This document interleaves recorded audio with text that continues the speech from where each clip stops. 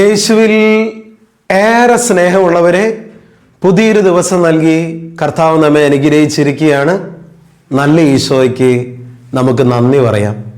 ഇന്ന് ഫെബ്രുവരി 17 നോമ്പ് കാലഘട്ടത്തിലൂടെ നാം കടന്നുപോയിക്കൊണ്ടിരിക്കുകയാണ്. പ്രിയപ്പെട്ടവരെ, ഈ ദിവസങ്ങളിലൊക്കെ ഒരു വചനമെങ്കിലും മനഃപ്പാഠമാക്കാൻ പരിശ്രമിക്കുന്നത് നല്ലതാണ്. ഒരു വചനമെങ്കിലും ഒരു ദിവസം ഹൃദയത്തിൽ സൂക്ഷിക്കുക. നമുക്കറിയാം, ഈ വർഷം ഏപ്രിൽ 5 ഈസ്റ്റർ.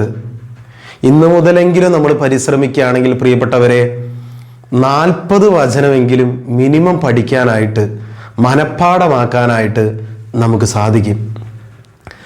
സങ്കീർത്തന പുസ്തകം 119 അധ്യായം 11 തിരുവചനത്തിൽ നാം കാണുന്നുണ്ട്, അങ്ങേക്കെതിരെ പാപം ചെയ്യാതിരിക്കേണ്ടതിന് അങ്ങയുടെ വചനം എൻ്റെ ഹൃദയത്തിൽ സൂക്ഷിച്ചിരിക്കുന്നു.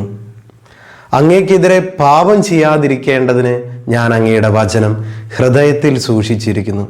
പ്രിയപ്പെട്ടവരെ, പാപം ചെയ്യാതിരിക്കാനുള്ള ഒരു മാർഗമാണ്, എളുപ്പവഴിയാണ് ഹൃദയത്തിൽ ദൈവത്തിൻ്റെ വചനം സൂക്ഷിക്കുക എന്നുള്ളത്. വിശുദ്ധ മത്തായിയുടെ സുവിശേഷം 4 അധ്യായത്തിൽ നമ്മൾ കാണുന്നുണ്ട് മരുഭൂമിയിലെ പരീക്ഷ. 40 ദിവസത്തെ ആ പ്രാർത്ഥനയ്ക്ക് ശേഷം തിന്മയെ, പ്രലോഭനങ്ങളെ, പാപത്തെ ഈശോ അതിജീവിക്കുന്നത്, ചെറുത്തു തോൽപ്പിക്കുന്നത് വചനം കൊണ്ടാണ്. പ്രിയപ്പെട്ടവരെ, ഈ ദിവസങ്ങളിൽ, ഈ നോമ്പ് കാലഘട്ടത്തിൽ സാധിക്കുന്ന അത്രയും വചനങ്ങൾ മനഃപ്പാഠമാക്കാനായിട്ട് പരിശ്രമിക്കുക. ഇതൊരു ചലഞ്ചായിട്ട് ഏറ്റെടുക്കുക. എന്നെ കേട്ടുകൊണ്ടിരിക്കുന്ന പ്രിയപ്പെട്ട മകനെ, മകളെ, ഇന്നു മുതൽ ഒരു വചനമെങ്കിലും നീ മനഃപ്പാഠം പഠിക്കുക, ഹൃദയത്തിൽ സൂക്ഷിക്കുക. അപ്പോൾ ഈസ്റ്റർ ആകുമ്പോഴേക്കും മിനിമം ഒരു 40 വചനമെങ്കിലും നിന്റെ ഹൃദയത്തിൽ ഉണ്ടായിരിക്കും. ഹൃദയത്തിൽ വചനമുണ്ടെങ്കിൽ ഏത് പ്രലോഭനങ്ങളെയും അതിജീവിക്കാൻ കർത്താവ് നമുക്ക് ശക്തി നൽകും. പ്രായമായവർക്കൊരു പക്ഷേ മനഃപ്പാഠമാക്കാനൊന്നും സാധിക്കില്ലായിരിക്കും. അങ്ങനെയുള്ളവർ ഒരു 15 മിനിറ്റ് സമയമെങ്കിലും മിനിമം കർത്താവിൻ്റെ വചനം, ബൈബിള് വായിക്കാനായിട്ട് പരിശ്രമിക്കുക. കർത്താവിൻ്റെ വചനത്തെക്കുറിച്ച് നമുക്ക് ബൈബിളിൽ അറിയാലോ, ഇരുതല വാളിനേക്കാൾ മൂർച്ചയേറിയതാണ്, പാറയെ തകർക്കുന്ന കൂടമാണ്, അത് അഗ്നിയാണ് എന്നൊക്കെ നമ്മൾ കാണുന്നുണ്ട്. പ്രിയപ്പെട്ടവരെ, ദൈവവചനം പവർഫുള്ളാണ്, വളരെ ശക്തിയുള്ളതാണ്.